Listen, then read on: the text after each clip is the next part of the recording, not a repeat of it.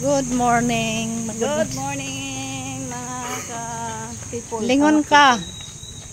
Good morning ka. Morning. Yung sa ano? Sa Mercy kaya ano na yun? Kami ay lakad-lakad din pag may time. Good morning madlang people.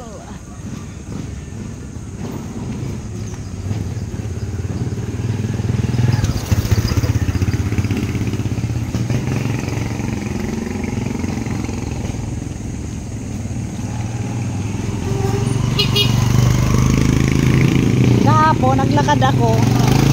Diba? Ay dito na ako sa may ano eh. Diyan sa baba. Yung bago ka umakyat. Diyan sa may... Ay merong magta-tricycle na kilala ko ay kuwan daw niya. Yung nakamotor kasi ano siya yung parang coding. Sabi, ay, binalikan pa ako, nakilala siguro ko. Sabi, ay sakay na po kayo.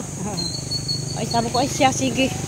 Naigit din ako. Isa ka lang maglakad kahapon. Ay, kasabay mo to? Oh, ay inahatid ko lang naman yan.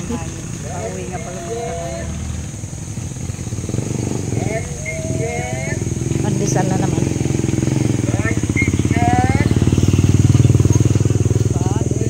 Ibig sabihin, hapon tayo pupunta sa Antipolo. Oo nga, gabi. Gabi ang po ang master. Okay naman, parang unwind.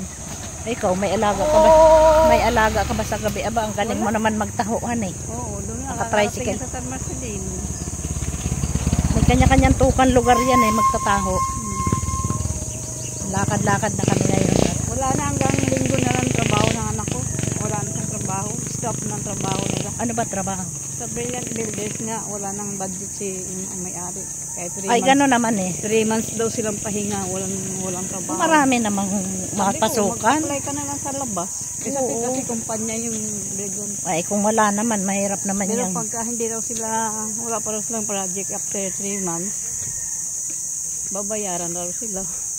Uy, sana. Yung kumpanya. Hindi sila pwede mag-apply ng kumpanya natin kasi bawal yun. Sa labas lang sila yung extra lang. Nakuha na sabi ko paano na yung anak mo. Meron kang sustentuhan linggo-linggo. Kaya magmayod ka pa rin.